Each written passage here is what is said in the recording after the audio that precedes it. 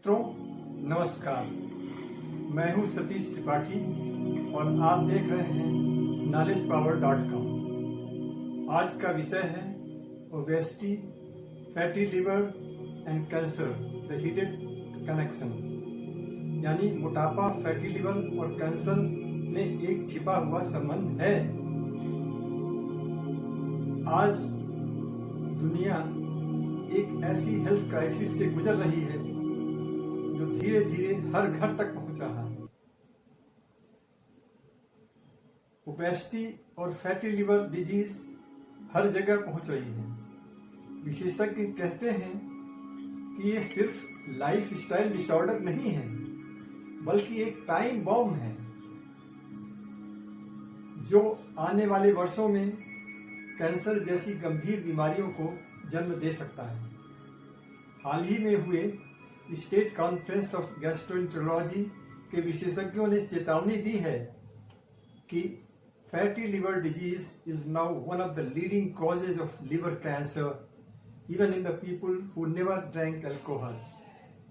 तो अगर आप अल्कोहल नहीं भी पीते हैं तो ये मत समझिए कि आपको फैटी लिवर डिजीज नहीं होगी। ये होगी आपके खाने पीने और रहने की स्टाइल के कारण। तो समझते हैं कि ये मोटापा, फैटी लिवर और कैंसर का आखिर कनेक्शन क्या है। जब हमारे शरीर में ज़रूरत से ज़्यादा फैट जमा हो जाता है, खासकर लिवर में, तो यह हमारी कोशिकाओं में लिवर की सूजन बढ़ा देता है। इसे हेपेटाइटिस या फैटी लिवर भी कहते हैं। इसके बाद ये फर्स्ट स्टेज, सेकेंड स्टेज से निकलकर फाइब्रोसिस यानी सिकुड़ने की स्टेज आ जाता है और फिर सिरोसिस हो जाता है, जो कि बहुत ही खतरनाक कंडीशन है। और इसके बाद की अवस्था सीधे कैंसर ही होती है। तो जब हमारे शरीर में ज़रूरत से ज़्यादा फैट जमा होता है तो यही कारण जो है ये लिवर कैंसर का होता है। और इससे केवल लिवर कैंसर ही नहीं, बल्कि कोलन, पैंक्रियाज और ब्रेस्ट कैंसर का भी खतरा बढ़ जाता है। तो जानते हैं कि इस गैस्ट्रोएंटेरोलॉजी के कॉन्फ्रेंस में क्या मुख्य बिंदु उभर कर आए जो विशेषज्ञों ने कहा। पहली बात, भारत में 30% से अधिक वयस्क लोग non alcoholic fatty liver disease से ग्रस्त हैं, NAFLD। ये बीमारी अक्सर बिना किसी लक्षण के शुरुआत होती है, यानी कुछ पता नहीं चलता है। बस आप खाते जाते हैं और कुछ पता नहीं चलता है, थोड़ा वेट बढ़ जाता है।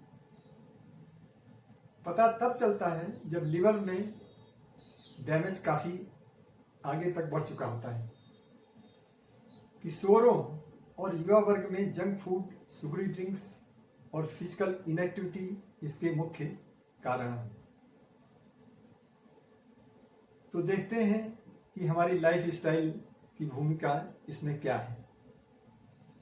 यह सिर्फ दवाओं से नहीं सुधर सकता है, लाइफ स्टाइल ही इसका रूट कॉज है और वही इसका सॉल्यूशन भी है।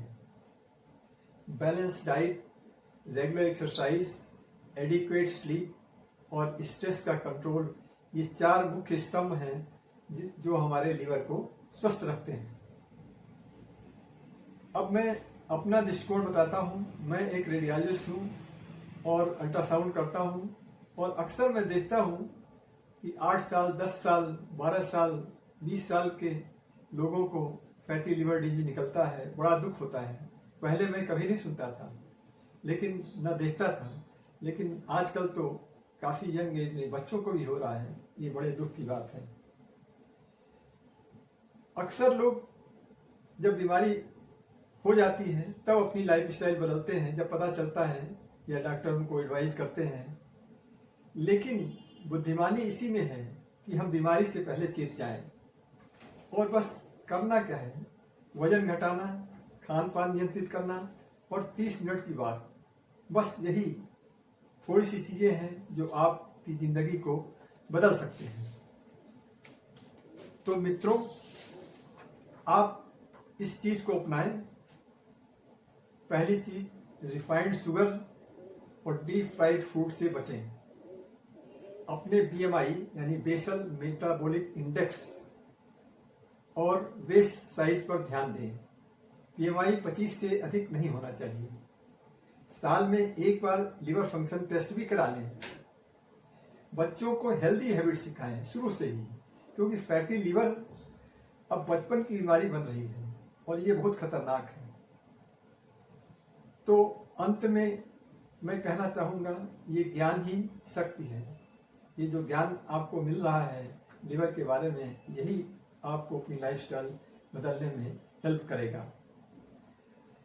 सबसे अच्छी बात यह है कि मोटापा और फैटी लिवर डिजीज ये दोनों ही रिवर्सिबल हैं, यानी बदले जा सकते हैं। फिर से आप नॉर्मल जीवन जी सकते हैं अगर आप अभी से और आवश्यक कदम उठाएं तो कैंसर रोकने की लड़ाई अस्पतालों में नहीं, बल्कि हमारे किचन और हमारी लाइफस्टाइल से ही शुरू होती है।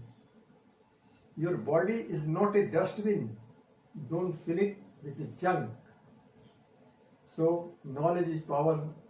और जब यह ज्ञान आपके स्वास्थ्य में, जीवन में उतरे, तो ही सच्ची संपत्ति है।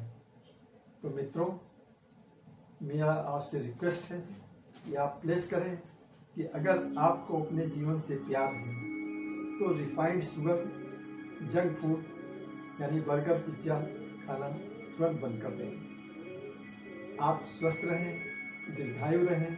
इसी कामना के साथ मैं सतीश त्रिपाठी आपसे विदा लेता हूँ। मिलेंगे फिर अगले एपिसोड में। और हाँ, अगर आपको ये अच्छा लगा हो तो आप इसको लाइक कर दीजिए, शेयर कर दीजिए और सब्सक्राइब भी कर दीजिए। तो धन्यवाद मित्रों, धन्यवाद।